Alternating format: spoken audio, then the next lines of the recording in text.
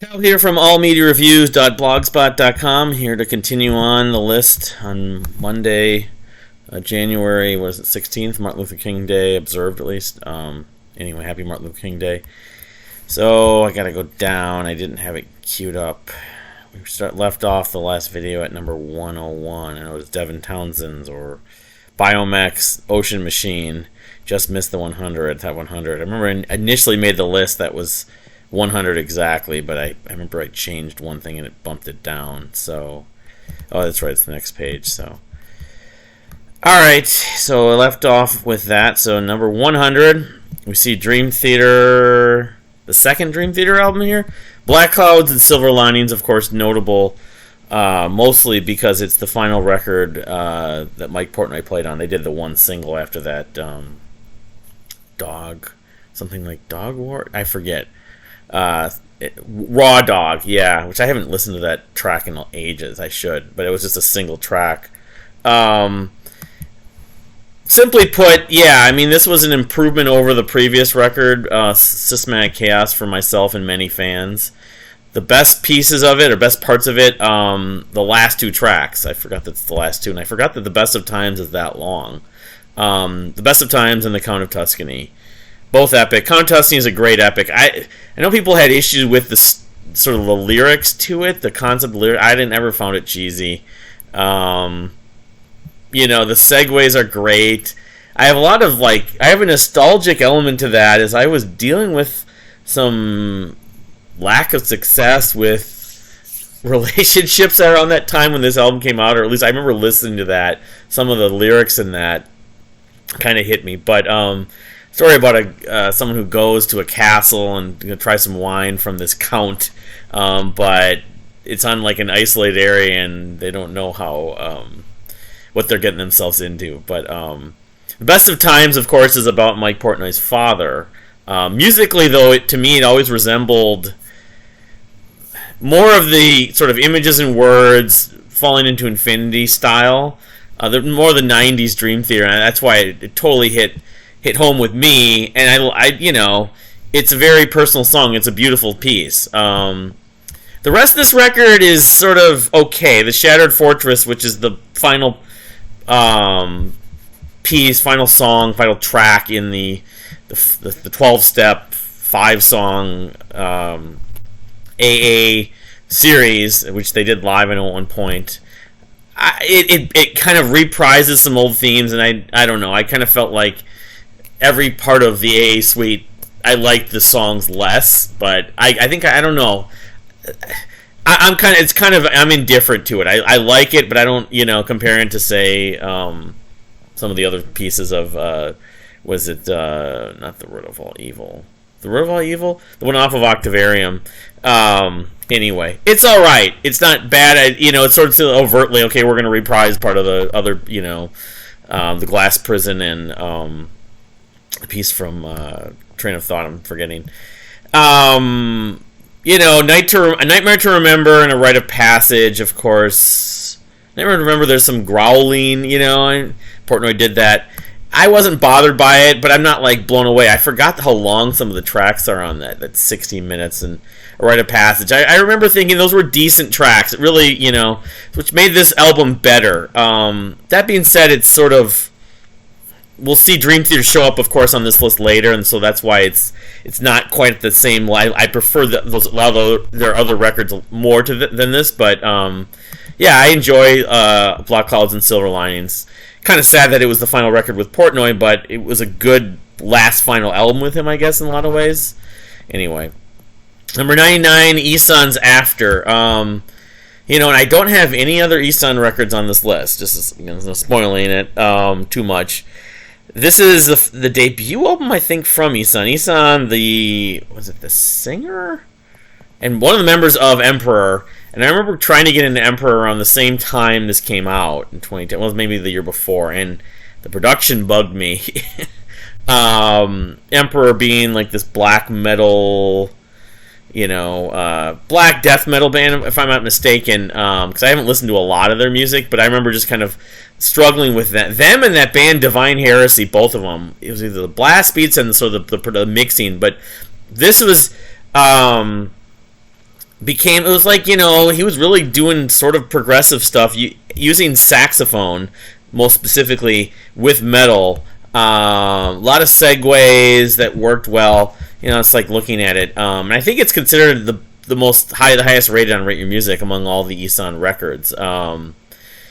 And so it kind of fell into that same sort of Subterranean Masquerade, In Vain, that kind of category, using the jazz or chamber instruments with metal, and it worked. The compositions are good, although I have not listened to this album much since the 2010 when it came out, but I enjoyed it a lot then. It's got a couple of epic tracks, the Undercurrent, and On the Shores. But I remember the flow being pretty good. That was part of it also. But I remember like Emperor specifically as they're described. Black metal, symphonic black metal. I don't know. I probably need to give them a second assessment from Norway. But he's the vocalist and he plays guitar. So anyway, Isan's after. If you want to find an odd mix that somehow works on an album, and like I said, by a lot of people's takes, the best Emperor record. It wasn't his debut album, though. I thought it was. My bad. It was the third record, but I actually kind of remember going back to Angle. I think this is after the first album that he brought in the saxophone and he was doing more progressive stuff. That was part of it. Yeah, Eremita, Arctis, those two records I know a lot of people have enjoyed, especially Arctis. AMR, I don't know, or Amor, I don't know. That album hasn't been mentioned, but so Isan's had a pretty reasonably productive. What's the word I'm forgetting right now? Catalog since the last 16, 17 years now. But After is the only one that's bolded. Anyway. Number 99. Number 98. We have Russian Circles, which was another album that was on the Modern Progressive Art Rock list. Talk about this. It's heavy enough where I would call it metal, even though, is it even, post-metal. To me, when I first heard it, it sounded a lot like a Rush or Fate's Warning being instrumental without, like, keyboards, really. Although, it's a little bit off by that description now, thinking about it. Death Rides a Horse and Carpe are probably my two favorites on here. I've seen them live. They did most of this live the different times I've seen them. Yeah, it's a tight record. I think they've kind of gotten less metal as time's gone by, but I really like Russian Circles when they're doing heavier stuff. It's kind of less is more in some ways, because this album begins and ends and it's like, I could go for more of this. So, 2006, Enter. Like I said, I believe it was on the Modern Progressive Art Rock list. But really, unfortunately, that's really the only Russian Circles album I still kind of look to. They've again, they're sounding more like Explosions in the Sky now, unfortunately. But what can you do? At least I like their debut album is a little bit like St. Vincent. Number 97, Falling into Infinity from Dream. They're just talking about Dream Theater with Black Clouds. Again, another Dream Theater album. This album, a lot of people don't like. And I mean, at the time it came out, people didn't like it. I mean, I think it's grown, and I can appreciate it even a little more now than when I did back in 97 when it came out. It was a big deal for it to come out. I feel like I've talked about this album many other times on camera, but maybe I haven't. My favorite pieces of this album, Lines in the Sand, which features the call and response to the second, Doug Pinnick of King's X. I found out he was on this, that was right when I first got into King's X too. It was a really big deal. I was like, all these Dream Theater fans are going to love King's X.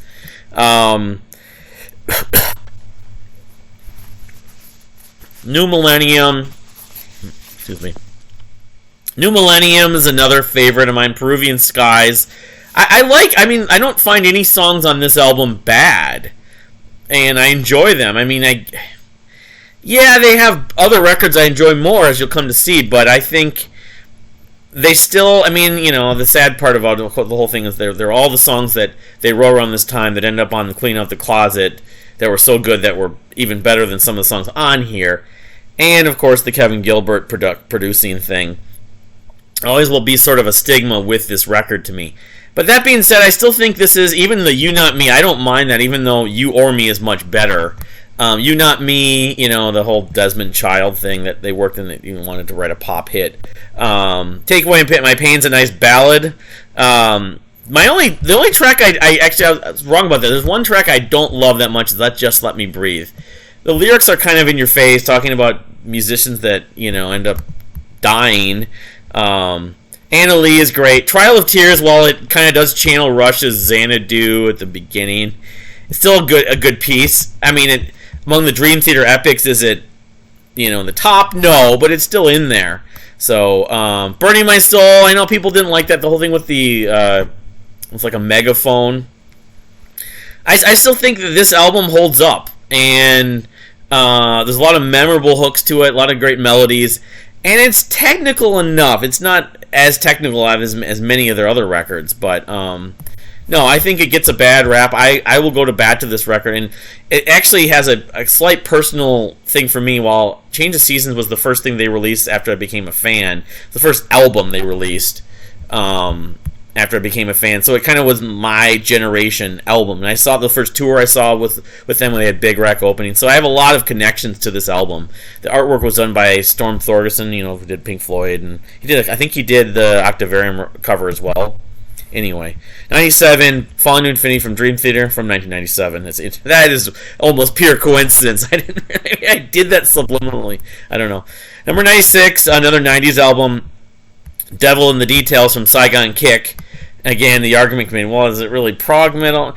Not. It's influenced by prog, at least. My favorite tracks on this record, and I consider this my favorite, Saigon Kick album, but Russian Girl and Spanish Rain are the two.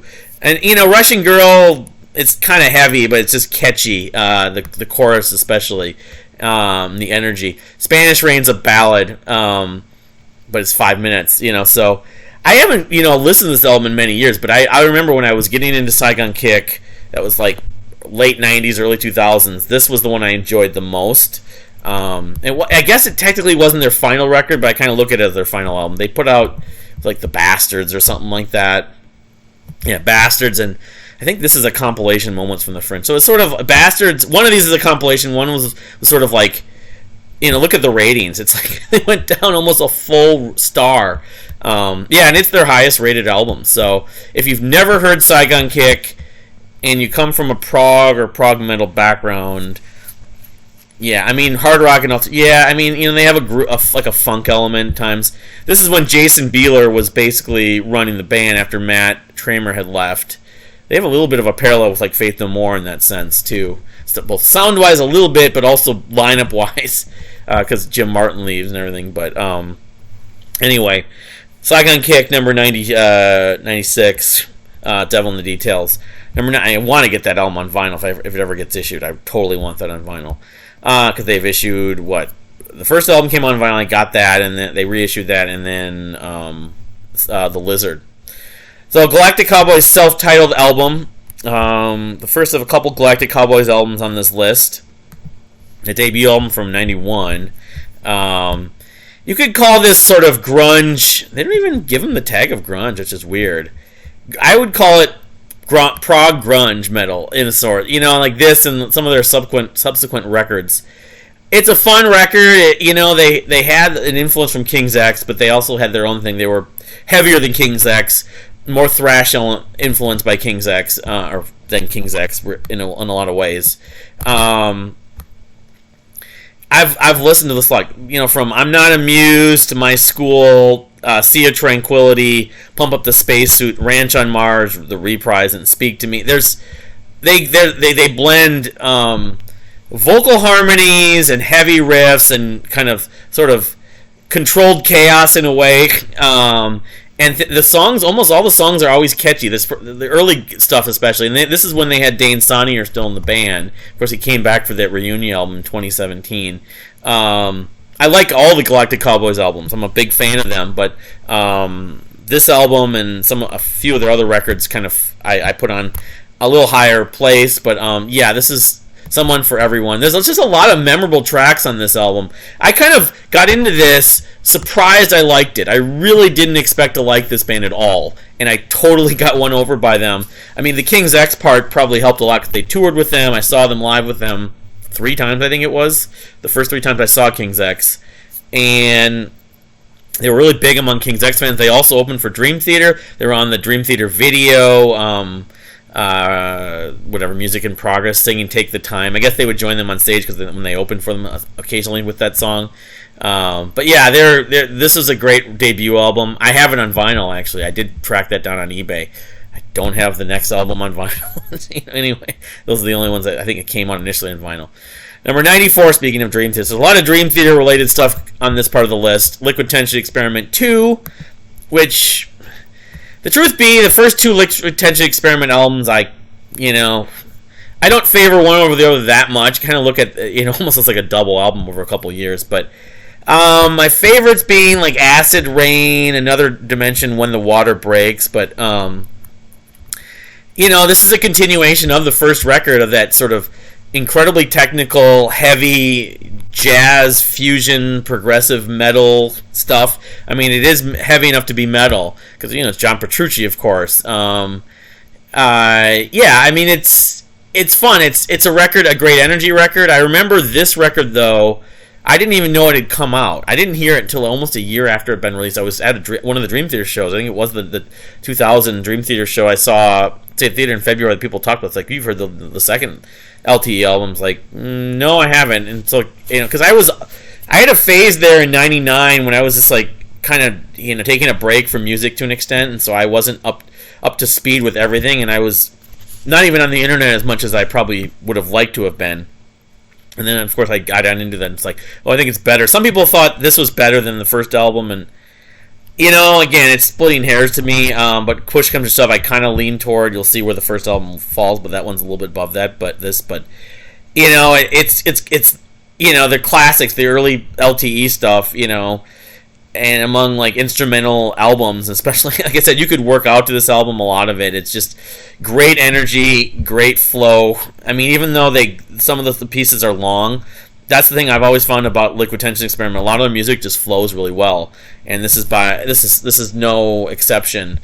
The new album that came out a couple of years ago, in that Liquid Trio Experiment, I'm not as in favor of as these two, but those two, but Anyway, number 94, Liquid Tension Experiment 2 from 1999. Number 93, Pain and Salvation's 2017 album, In the Passing Light of Day. And this, this was not the last album. They put out an album after it in 2020 called Panther, but this was a return to form in some ways. It was more prog metal, I guess some people described it. And it features the work from what's his name again? I'm spacing on the guy he was only on this album, I believe. Ragnar Zolberg. He wrote a bunch of the songs on here.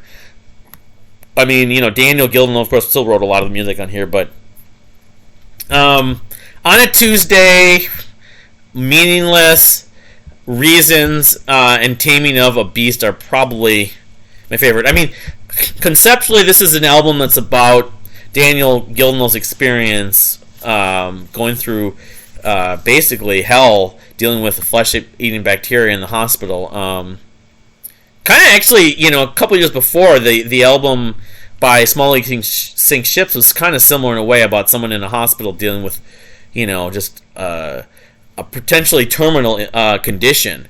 But, Full Throttle Tribe's another one I enjoy. I mean, there's a lot of really good songs. There's a lot of, sort of rhythmic parts on this album that are infectious.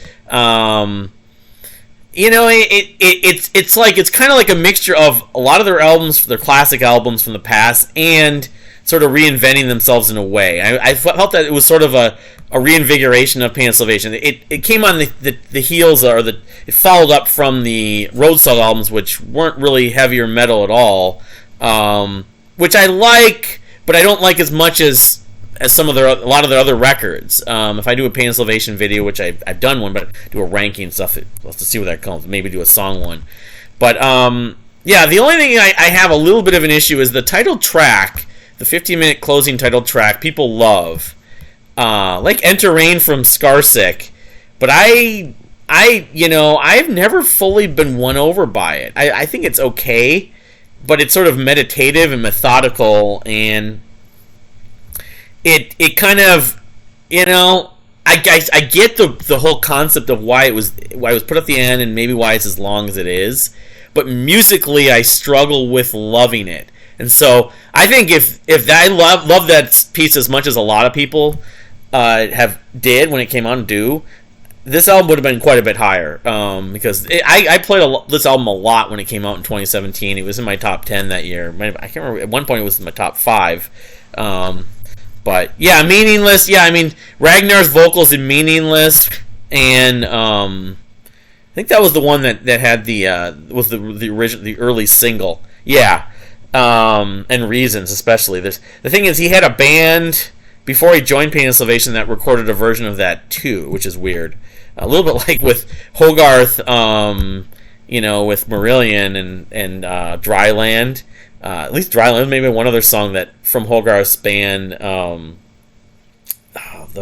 What's the name of that? I forget the name of the band. I should know this, being a Marillion fan. Anyway, number 93, Pain and Salvation's In the Passing Light of Day from 2017. It's gonna come to me, and it's gonna bug the bejesus out of me. It's like his band was called like the Reasons or something like that. Jeez, whatever. Arafels for Battles Once Fought from 2011. This is a terrific record. I think I wrote a review of it here. Yeah, it uses violin, and it's not power metal, but the energy is off the charts, if I remember correctly. This album is really fun, and it's technical at times, technical enough. And it's like the LTE album I was just talking about. You put this on and it's just a trip. It's a fun ride. The vocals aren't really that difficult to get through. Yeah, I mean, I don't know what they've done. I think they broke up, unfortunately. They had a couple other records I've never heard. I mentioned that in the original description of this list. But yeah, they're from Israel. I forgot the fact they're from it. So, I wonder if they ever did any shows with Orphanland. Because it would have been a really obvious connection, I mean, they're not as progressive as Orphanland, you could say, but they would appeal to a lot of fans. They probably have, when Naomi from did one of her streams and from 365 Days of Prog, she was asking what bands you like from Israel. I forgot to mention Arafel. I forgot they were from Israel, but yeah, if you like energetic metal, you like power metal even, and you can handle a little bit of extreme vocals, this would be one to check out. Folk metal, that band that Luvatai I mentioned in one of the videos that I kind of put on the end of the list. They're a little bit like a Luvatai too, and Luvatai is maybe closer to power metal, but anyway. Number 92, For Battles Once Fought, Arafel's final record. Number 91, Between the Buried Enemies, The Silent Circus. So now we're finally coming up with a Between the Buried Enemy album, full-length album that I, for the most part, enjoy. I've always enjoyed their early records. I enjoy it more than the debut album. The highlight track for me is Mordecai. They played that live, but it has a lot of moments. I mean, it's half metalcore, half prog. They were not full. They went on to do more things that were more progressive, but it's still Between the Buried and Me, sort of finding their niche and really kind of creating their sound in some ways. Add a digging. That track's always stuck out, in Destructo Spin also. And what the 13-minute closing track, The Need for Repetition. I know there's some like really subtle moments where they do some clean vocals in this too, which they didn't have any clean vocals, I don't believe, in the first record. So that's the other thing. It's like Between the Buried and Me, sort of, they got me with that whole thing of the sort of gruff part that leads to the beautiful part. That contrast, it's so worth it. The value you get for sort of getting through something, and you get that sort of, you're in awe of, oh, I made it through. I got to it was all worth it, Kind of like in a lot of post-rock, the sort of build up in the climax per se. So Between the Buried and Me, Silent Circus isn't an exception. I mean, it's not their best record to me, but a step up even from a big step up from their debut album. Anyway, number 90, Still Life from Opeth.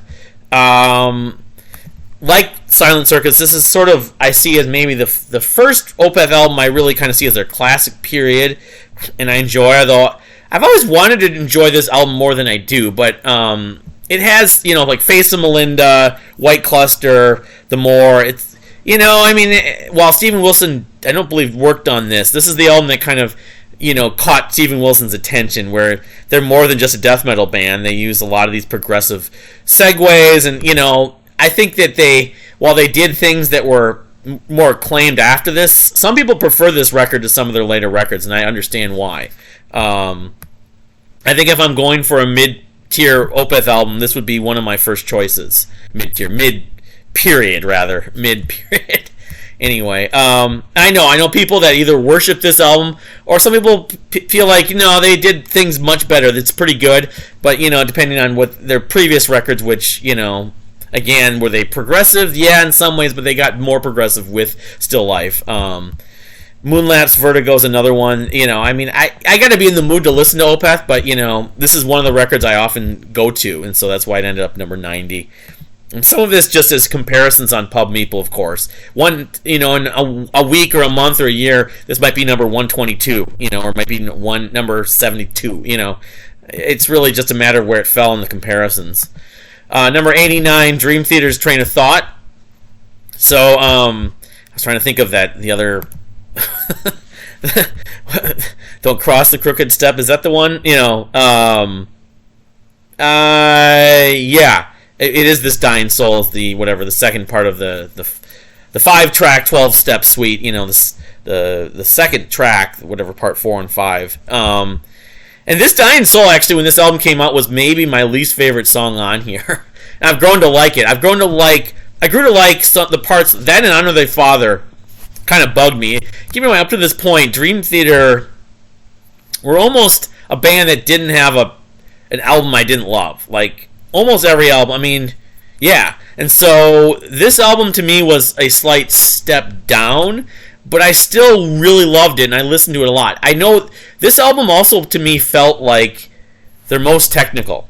Like, there was I think, and ever since, especially, yeah, pretty much ever since, at least to an extent. Not every album, but many albums since this. This was the start of, they got to be almost over, even though this is their maybe their heaviest albums, they were trying to write an album inspired by Metallica and Pantera. Well, Pantera was inspired by The Glass Prison, but they're trying to write a classic metal album. That's what Portnoy and Petrucci, and they went to, I'm thinking of The Glass Prison, but they went to a Pantera concert. Anyway, this is and the look, and this came out in 2003, right around the time Opeth had released, just before they had released Deliverance, and the Opeth influence on this album was clear to me, at least in the artwork. But in the Name of God is a great closing piece. Some of it is a little political, or this is post 9/11. A lot of stuff was coming out about 9/11. Of course, a lot of bands were writing songs about 9/11. The social and political parts and religious elements. Honor Thy Father, of course, has that sample from 1 or 2 mob movies. The groove in that song is really great. That part, the do do do do do. I never get that out of my head. Do do do do do do. There's a new metal element to it, influence a little bit on it. I don't know. As I Am is the first single, even though it's 7 minutes. It's catchy. Vacant's the one sort of calm piece, and Stream of Consciousness, I kind of forget about that song, and the big deal about that track was they had fans submit instrumental passages to potentially they would use for the song. It was very interactive. They were writing an instrumental piece, and I forgot all the details. It's probably documented online, but that song is sort of the culmination of a lot of different things, from their own sort of instrumental work and jams to some inspiration from fans. They wanted to sort of get the fans involved. I remember that they had a contest. That's what I remember too, about who could write they had the top 10 and they won something. I forget what it was. But it's not my favorite Dream Theater album at all. And But I still think when they did heavy music, it's worked a lot better than some of the records that have come since. So, and like I said, at the point, this in 2003, it's like Dream Theater, everything they put out, I have to release, I have to buy everything, follow to the letter, listen to it a ton. Sort of a turning point, sort of a segue in a way, my feeling about Dream Theater. But I still really enjoy this record. And again, it's their heaviest. Endless Sacrifice is another one I didn't mention. That's got a lot of really good moments. But yeah, I think they started. I remember seeing them live on that tour. I'm thinking, Dream Theater seems to be even more and more about just how many notes they can play, how busy, and how calculated they can be. I know like Meshuggah had been really big at this time. A lot of bands that were doing the really highly technical stuff. And I grew to really like technical music even more. But Dream Theater, I'm looking for still some melodic sense. James's vocals, of course. The keyboards are in this album, of course, but they're kind of taking a little bit of backseat. They did, of course, around this time also those classic albums in the second night. They did Metallica's Master Puppets and Iron Maiden's Number of the Beast. So yeah, I mean, does it have an 80s or 90s metal element to it? A little bit. I just think it seems more influenced by Opeth and thrash metal, I mean, to an extent, but it's just heavy. It's heavy in some ways the darkest album they ever did. Anyway, number 88, I talked about this in the Fates Warning series a few months back. FWX, I'll go to the bat to this album still to this day. A lot of the fan base don't like this album. Even the band isn't crazy about all of it, but there's a lot of really good songs on it. My favorite track being Heal Me, for the Middle Eastern element to that. The Tool, I mean, I don't like Tool, but Tool, when they influence bands I like, it really works. From left here, Simple Humans, really heavy. River Wide, Ocean Deep, Another Perfect Day is a terrific pop song. Really, it's a memorable melody in the chorus on that song. It's kind of epic in some ways. Wish. My only tracks I don't like, I've mentioned this, are Stranger with a Familiar Face, I'm Not Crazy About, and Crawl. Handful of Doubt is great too. It's a ballad of sorts, but Ray's performance is great on that song. So anyway, FWX from 2004 from Fates Warning. I mean, it followed up two of my favorite albums of ever, but it's a little bit like Train of Thought in that sense, is that following up some amazing albums, it was hard to live up to those, but I still think it did pretty well. Anyway, number 87, Blackwater Park. So we get another Opeth album in here. And it's highly praised. People would say, well, it's sacrilege, it's this low. It's just my taste. And I've been more kind of, not repulsed, but just taken aback by some of the constant praise of this album. Of course, Steven Wilson worked with them for this album. It has a lot of their classics. The title track, Bleak, Drapery Falls. I just feel like Opeth scored a little bit higher with a couple of the other records when I got into them. Someday this album may totally hit me over the head. Like, I understand why everyone thinks it's so damn brilliant. Jellyfish has spilt milk. That happened to me at some point. It is. It's a very influential album, of course. It's a classic it's a classic metal album in this style, extreme metal. It's maybe the definitive album in extreme metal, you could say, in a lot of ways. But what can I do? I gotta be honest, and there's other albums I prefer over it, and there's other albums in the Opeth catalog that I prefer over it. But that being said, it's still a great record. I still listen to it occasionally, and understand why people love it. So anyway, number whatever that was, 87, Opeth's Blackwater Park. I want you to know, I met a girl once who would pronounce it that way. She had like a more thick accent. Anyway, number 86, the Great Bazaar from Subterranean Masquerade, a little bit of a comeback record. Originally, their comeback record was going to be In Pastel Colors, back like in 2000, or their second record, really. The late 2000s when they were on MySpace, Subterranean. I was in touch with Tomer Pink and everything. But this took many years. They, of course, put out the single Home, single/EP, which had But that when they put this out, it was a really big deal. This is the last record, I believe, with Paul Coeur. I don't think he was on the next one. But he's the featured singer on this. That's one reason why it stands out too. Because I think the music they did with Paul Coeur is my favorite. Tour Diary, Early Morning Mantra. They use the chamber instruments, the saxophone. I don't know if there's like what other horns are on this, but the blend of sort of growly, death metal with progressive and chamber instrumentation totally works. Yeah, they included the home EP actually on this, which I guess in fairness, should that be separate? But it only makes this album a little better. Yeah, they had Kobe from Orphanland. So you have this really, I guess you could say you have a trilogy of extreme metal bands from Israel. You have Orphanland, Subterranean Masquerade, and Arafel from the 2000s or whatever, in 2010s in some cases. But Blanket of Longing, I remember every song I liked on this album when I got into it in 2015, and unfortunately I haven't enjoyed the albums that came out since as much. I still like them. Shell Nordis. Okay, so they I guess he wasn't the only singer on this. For some reason I was thinking it was only, I don't know the reasons behind why Paul didn't continue to sing with them, but Shell has sort of added and changed a little bit of their sound to an extent where they, but this album, I think the music itself, really lent to that kind of combination, that blend, that they did so well on the previous releases and, on this record, The Great Bazaar. So, The Great Bazaar from Subterranean Masquerade from 2015, number 86.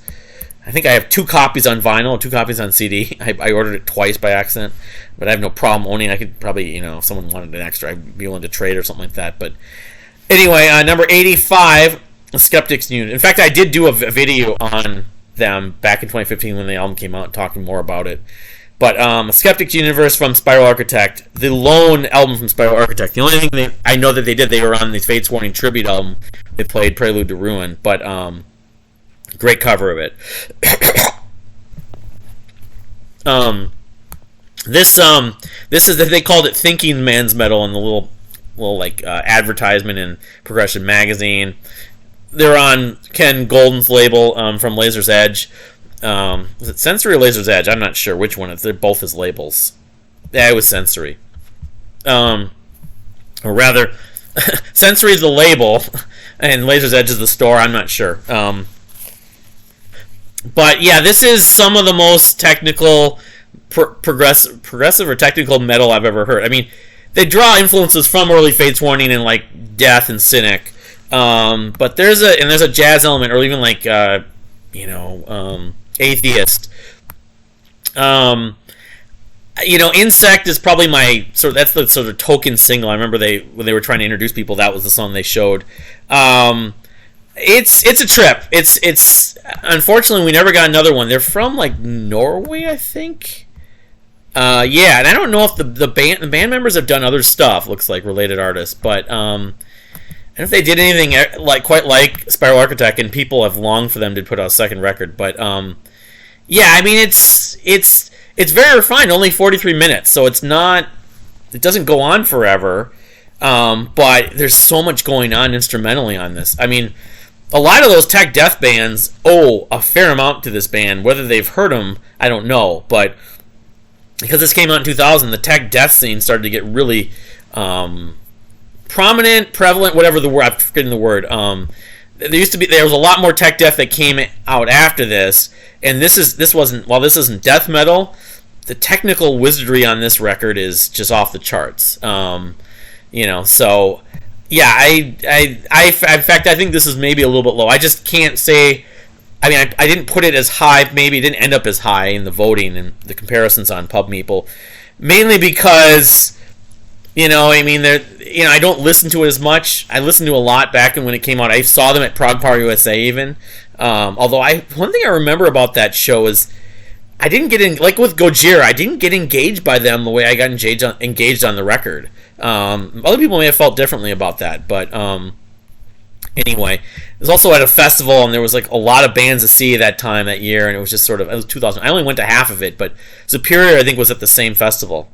So, number 85. Number 84, Tyranny from Shadow Gallery, you could say their first concept album of sorts, overtly concept album. My favorite track on this, every Christmas I always bring it out and listen to it, is Christmas Day, the final track, actually. It ends the album. Mike Baker, unfortunately, passed away in, Halloween of 2008. In fact, it'll be 15 years this coming October, this coming Halloween. But Yeah, I mean, I remember when I got in Shadow Gallery, I was talking to a friend of mine named Jeff on AOL Instant Messenger. I got into the debut album in Carved in Stone. I didn't even know he was talking. Well, I really loved this album that just came out with, and I didn't even hear it. I remember hearing samples of it. And I didn't like the vocals right away. I did not like Mike Baker's voice. It kind of grew on me. I guess part of it is there's other records I enjoy a little bit more from them. It's splitting hairs, of course, but Stiletto in the Sand, the opening track, Victims, Broken, New World Order. I mean, it's a concept album about, I think of The Matrix. It came out before The Matrix, the story of some guy in a computer hacking thing. He's finding, the world being run by, a conspiracy. It might be run by computers, by an artificial intelligence.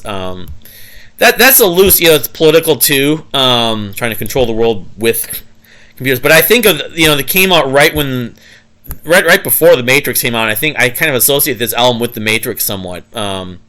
Anyway, I don't know. I probably should get more into the story. I've never spent an extensive time just with the lyrics. I mean, it is a sort of a rock opera, or some of it seems to be sort of dialogue as opposed to just songs with choruses sometimes.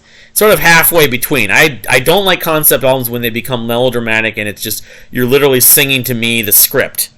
They're scripted, in effect. I like concept albums which are songs that sort of paint the story and you kind of get it in your head, like The Deer Hunter and some other good examples. So this is sort of halfway between. I think it still works well enough musically. I'm not bugged by some of the narration or whatever. But anyway, how much acting is involved as opposed to just singing for the song, Number 84, Tyranny from Shadow Gallery. Number 83, Crack the Skye from Mastodon. I think this probably is my highest rated Mastodon album because we've had a bunch of others in here already, and this has my favorite track from them, the last track, The Last Baron. What did I say back? It was probably back in 2009. Yes, the borderline mini epic. Yeah, see, some of it reminds me of Ocean Size, Ghosts of Karelia, they kind of, between this and Leviathan and Hushed and Grim, it's splitting hairs at this point for me, but I guess they don't have anything as good as that track, The Last Baron, on any of their other records, but I haven't listened to this album in a long time, though, again. In 2009, I remember part of it was there's another record that came out the year before that I liked so much more, that I kind of felt like, because Mastodon, became this hipster metal band, of course I mentioned, and more people just knew them than some bands. So anyway, number 83. Number 82, 1 Hour by the Concrete Lake from Pain and Salvation, another Pain and Salvation album. Early Pain and Salvation, this was the sophomore record from 98. It's among the early records. I liked some of the early records more, of course, but it still has a lot of classic tracks. It's got these bonus tracks in this version that I grabbed. My favorites being Home, Inside Out, the standard closing track, Inside Out, the fast keyboards on that. I always thought that's kind of their take on power metal in some ways. Inside's a staple live. And Water, even though it's a little weird and on the nose, talking about water and we flush. Musically, I still like Water. Water being a needed resource. It's a concept album about this area that I think it's in Russia, some part of that area, the Eastern Bloc, that had a problem environmentally, and their resources were being depleted, and people were dying and stuff like that, or getting diseases. Anyway, because I know Daniel, I think he did he wrote a manuscript or did a dissertation or some kind of essay when he was in college about this, and it sort of came to light on this album. The concept, The Big Machine, Black Hills Pilgrim, Shore Serenity is kind of odd. The bonus tracks, Beyond the Mirror and Time Weaver's Tale. Beyond the Mirror always reminds me of Sabotage. In some ways it's like, well, the follow-up they had from the debut album, because this is their second album, it was, it didn't quite match up to that in some ways. It's a similar style album musically, and, but, I don't know. I think it's been slightly become underrated or a little bit overlooked, and even the band kind of think, well, it's not as good as some of the other early records. Daniel Gillenwell, but it's still an album. It's still a classic from that period of time, especially in the late '90s. Number 82, number 81. Again, people think this is sacrilege to have it this low. Awaken the Guardian from Fate's Warning. I talked about it in the whole Fate's Warning series. Sort of in the middle of their catalog for me in terms of rankings in their catalog. I enjoy a lot of it. Fata Morgana is probably my go-to. That and Guardian's a ballad, and it's sad at times. I Had a Dream. I always use about this girl who, I don't know, she lost the ability to walk or something like that. She was hospitalized for a long time. Something that John Arch knew, or he read about. I forget. It's in the book. I should know about this. I just read that book, back in the summer. Anyway, yeah, Exodus people like as a closing track. I think among the closing tracks from Fate's Warning, it's sort of in the middle. It's not as good. But The Sorceress is fun. It's the last of the Arch albums, of course, that period of time. And of course, we'll come back and do the EP and do Arch Matheos, but it's got the most sort of sci-fi-ish elements, I guess you could say. I think of Jack and the Beanstalk. I mentioned in that video I made a few months ago about it. Giants, Lower Heart of Winter. That's a Frank Aresti piece. I don't know. I mean, I guess I've kind of talked about it ad nauseum about how my feeling about it. I have multiple copies of it. I like it, but I don't like it as much as some of their others. And, I don't go to. If I'm listening to a John Arch Fate's Warning album, it's not my first choice. But it's still one I listen to, and a lot of the songs I still like. Anyway, Awaken the Guardian, it's still a classic. It's just, there's other albums I enjoy more than even some of the classics. Number 81. Number 80, Protest the Hero's Fortress. Technically, it'd be considered their second album. They put out an EP before the debut album, of course, but second release. This album kind of got them more exposure. Even Portnoy talked about liking it. There's two tracks in here I really like. These two back-to-back. Blood Meat and Dissensions.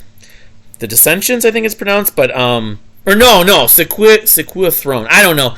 This is an album that kind of, those couple tracks initially stood out to me. Then I kind of got into more of the songs, but I felt like the absence of some of the elements of the debut album is what I missed on it. But for what it is, I still think they haven't put out an album as good since. That's one thing for sure. I saw them play the whole thing live, which is fun. It's progressive metalcore. It's very fast and busy at times. Very energetic, and Roddy, the singer's vocal range is from the metalcore screaming to the sort of falsettos. He's a great singer. That's one thing that stands out. He's a better singer than a lot of the bands that I have albums ahead of his. I would definitely say. But it all comes down to writing too, and so I like a lot of this album. Like I said, it has some of their best songs on it. Fortress from 2008 from Protest the Hero. Yeah, the 15th anniversary is just in a few weeks. So anyway, Fortress from Protest the Hero, number 80. I'm gonna see if I can get 25 in here because we're looking at here. We're looking at 48 minutes. Yeah, I may as well just wrap this up. We'll try doing 5 more. Gojira's From Mars to Sirius. The highest rated Gojira album on here. Kind of their most well-known album. It's just really intense, progressive death metal, you could just say. Groove metal, yeah. I mean, they take a little bit of a page from Pantera, a little bit of page from, Meshuggah, and a little bit of page from, you could say, Opeth or Dream Theater. And that's just putting it vaguely. But this album, the concept album about the environment, flying whales and stuff like that, I don't have, specific go-to tracks. It's a trip. What is it, 66 minutes? If you want to hear something really intense, really sort of in your face, really pissed off, this is a great album to check out. Most of the albums I've listened to from Gojira have that, but I think that they just sort of refined it with this album. This was sort of their breakthrough record in some ways. I know some people really enjoy their early albums, but anyway. Number 79, Gojira's From Mars to Sirius. Number 78, Panslevation. Here it comes here again. They're talking about rock opera. This is a rock opera, B. Polarizing in some ways. But I think it works in a lot of ways, and knowing that this is a very overtly concept album, musically it still works. It's a couple tracks a little, the Valkyrie Day I like, but I've kind of worn out some of the samples and the guy's talking to the girl in the car and stuff like that. Inner Impious is my favorite track on this. It's written by Frederick Hermanson, the keyboard player. That and the closing track, Martius Nauticus 2 or whatever, the drum part in that is just great. But Inner Impious is just epic. That's one of the best Band of Salvation songs for sure. It's basically the history about the story of mankind, really pretty much mankind, and then this sort of evil deity who controls stuff, Mr. Money. Musically, it's not nearly as heavy as any of the albums that preceded it. There are some heavy moments in it though, so it's still metal. But yeah, I don't know. It's definitely a mood record. It's definitely has highlights. Of course, just like the different Latin names, Nauticus, Pluvius Estivus, Lilium Corinthus. I mean, it's narrated in some ways, so it's not nearly as addictive as some albums on this list that are even below it. But the ambition with it is just off the charts. And of course, it's the last album, I believe, with Christopher Gilden, Daniel's brother, on bass. Which, I love Band of Salvation, but I do feel like since this album they've changed. A little bit like with Dream Theater and Train of Thought. They've kind of changed in their approach in some ways, and I don't blame them. They didn't want to do straight up prog metal for the whole career, or straight up prog. They didn't want to do prog metal only. Is a better way to put it, I guess. But anyway, Band of Salvation's being number 78, number 77. Obliviscaris, the Royal Veil EP. And this is the thing that kind of won me over and got me into them. I think that they did re-record some of these songs, or they put them on. Of course, the debut album, which isn't even listed as the next one, which is weird. Well, because it's an EP, that's why. Portal of I from 2012. But this came out in 2007, and it was just terrific. I mean, is it fair to put in 2 albums with some of the same songs on this list? I don't know. I did it with the last list, with the Progressive Art Rock list. You had Fair to Midland and Mew having, I think, songs on multiple albums. At least Fair to Midland. And 3, I think, as well. Anyway, it's progressive death metal with violin. I don't find that on this EP that the blast speeds bug me as much, though. So, I don't know if they had some demos before this, but this was in effect a demo. It became an EP, a 33-minute EP, so it's not a short EP. So, the Aurora Veil EP, I have it on CD. I'm gonna check. I don't know if they ever issued it on vinyl. Probably not. Oh yeah, they did. Oh geez, maybe I did buy it. I can't remember. I know I would want to buy it if I could buy it. I should look. I don't be spending money left and right trying to track down vinyl online. But anyway, my favorite thing they've ever done. Not to spoil too much, but surprise. Number 76, Quiet World from Native Construct or Construct. The only album that they'll ever release. They were kind of a little bit of a sort of not a reinvention, but a progressive metal band that came around and put out an album with some extreme metal elements in 2015 that reminded me of other bands like Pain and Salvation and Between the Buried and Me, but they kind of took their own take on it. I mean, it's very epic. They use like strings. These the guys all met at Berklee College of Music before they formed the band, kind of like Bent Knee. Unfortunately, the singer can't really sing all that well now, so this is the only album we'll ever get. A little bit like they're the 2010s version of Spiral Architect in some ways. My favorites on the record: Mute, Chromatic Aberration, I guess you could say. Those are the 2 epics, the bookends. Not epics, but the bookends on the album. But it's a trip. If you want to hear prog metal in the 2010s, this is as good of a choice to go to as anything. And if you like traditional prog metal and you don't like a lot of the screaming, like Opeth's the only one, well, you might still enjoy this album. Anyway, number 76, Quiet World from Native Construct. Number 75, The End, Elementary, the final album from The End. They were supposed to be on tour. I was looking forward to seeing them with Between the Buried and Me and Horse the Band, some other bands in 2007. And they had to cancel. The band that replaced them, Giant, was good, but metalcore. It's kind of the energetic metalcore that, I remember they reinvented their sound on this album. Their previous album were almost pure like hardcore punk, or I forget the mathcore. Anyway, post-hardcore. But this they did some more progressive things, and see, it's like, perhaps even more twist this year.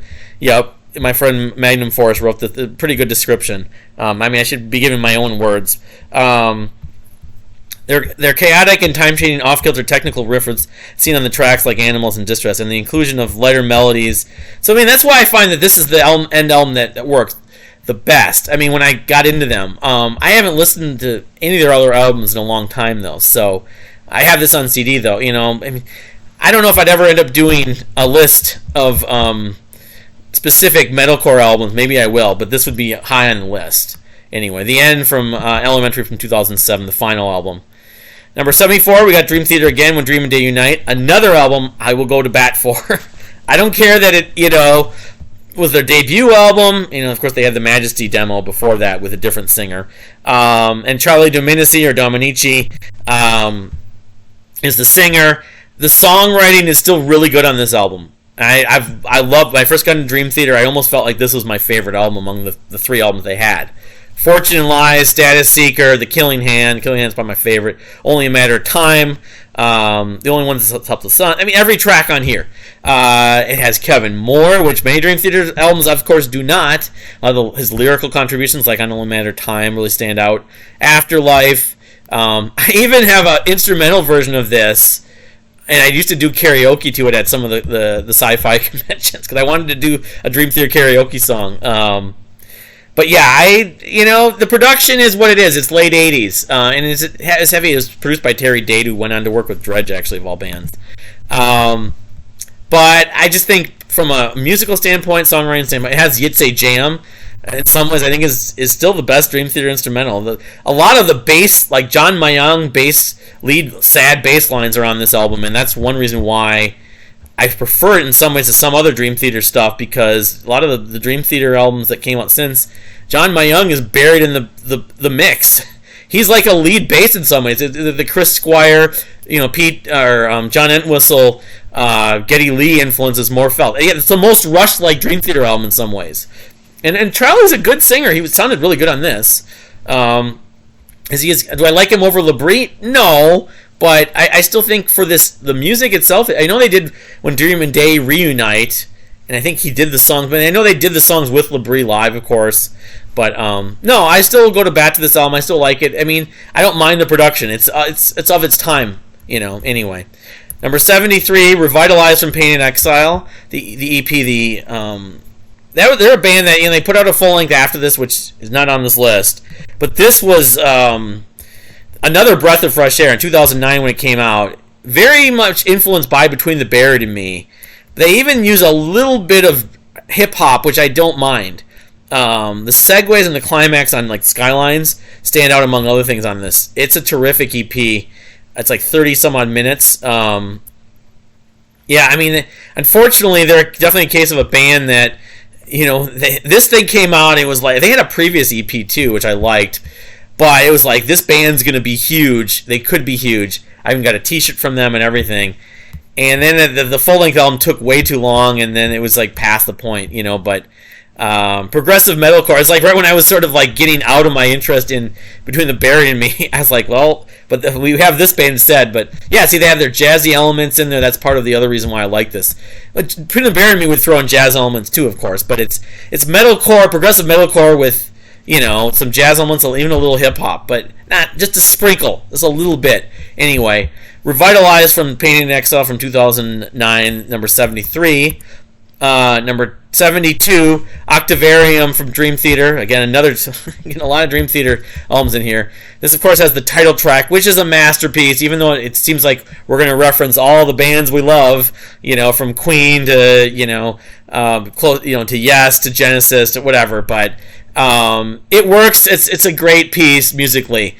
The rest of the record, I like. I don't like as much as some people. The one song that I think gets a lot of crap that I still really enjoy is These Walls. There's a great sort of chorus and call and response on that. The energy is great on that track. The other tracks, Never Enough, of course, and Never Enough, and what's the other one? Panic Attack. Those two tracks, of course, sound a lot like Muse. And so I kind of can't avoid thinking of course, Never Enough also was lyrically a thing that Portnoy wrote for sort of a response to the fans. You know, he tries to do this, and this, writing different set lists and doing all this stuff. It's like it's never enough for them. But I don't think people really think about that anymore. Sacrifice Sons. I like that song initially. I'm not as warmed up to it as much now. It's all right. The Root of All Evil, again, that's part of the 12th step 5-track suite. It's all right. I know, again, a lot of people put this in the top whatever.